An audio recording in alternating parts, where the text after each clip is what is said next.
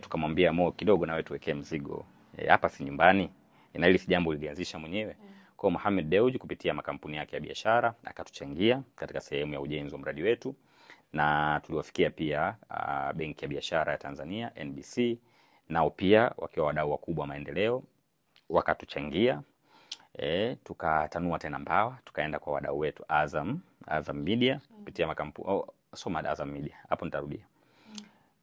Tukawafikia pia wadau wetu Azam makampuni ya Bakhresa Group ambao kupitia Azam Max nao pia wakatuchangia, wakaweka fedha, na yote ni kwa sababu ya waliona nia ya dhati ya timu yetu kuhakikisha kwamba tunakuwa na kiwanja cha kisasa ambacho pia itakuwa ni fahari ya hapa Singida. So wadau wengi baada ya hapo kutuma proposal mbalimbali na kuvutiwa na mawazo yetu, wakatuongezea nguvu.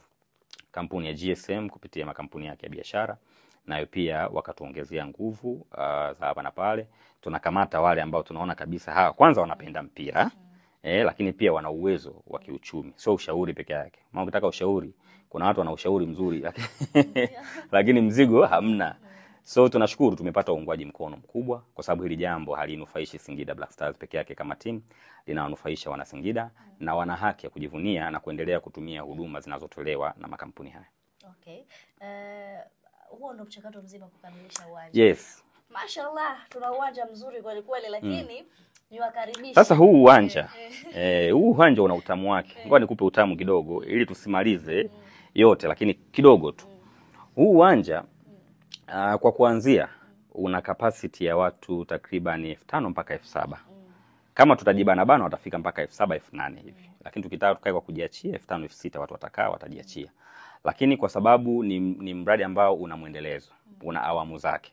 Kwa awamu ya kwanza utahudumia watu hao, lakini matarajio tufikie kwenye idadi ya kuweza kuhudumia watu 15,000. Na wengi sana, mara 2 ya uwanja wa kule Kinondoni. Na kwa kuanzia kutokana na makubaliano ya kimkataba, uwanja utaitwa Airtel Stadium, kwa sababu hilo jambo litakuwa la kimkataba sisi na Airtel Tanzania.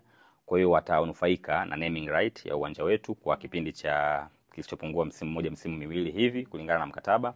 So baada ya hapo tutaupa sasa jina rasmi la kudumu. Lakini kwa sasa kama ilivyo Emirates, Emirates kule ule uwanja wameupa jina la Emirates kwa sababu ya za kibiashara, ila baada ya muda jina la Emirates litaondoka, alafu itakuwa ndo hata Singida itakuwa hiyo Airtel Stadium, alafu baadaye tutaangalia. Baba mwenye nyumba, sio chukuchuku peke yake. Baba mwenye nyumba yuko hapa. Na mimi nizikaribishe zile mikoa ya jirani, Tabora, Dodoma, Fontaine. Siku mkipata ile rungu la bodi ya ligi, karibuni. Na sisi tumesalimika rasmi kwa sababu ndio maana nikasema nikupe utamu. Sisi uwanja wetu unatumia nyasi bandia. Nyasi bandia zile grade number 1. Kwa hiyo zinadumu na zinaweza kuhimili hali ya hewa zote. Sisi uzuri tumeshafika ambao wenye uwanja wetu tumeshauona ukitumika kwenye program za timu.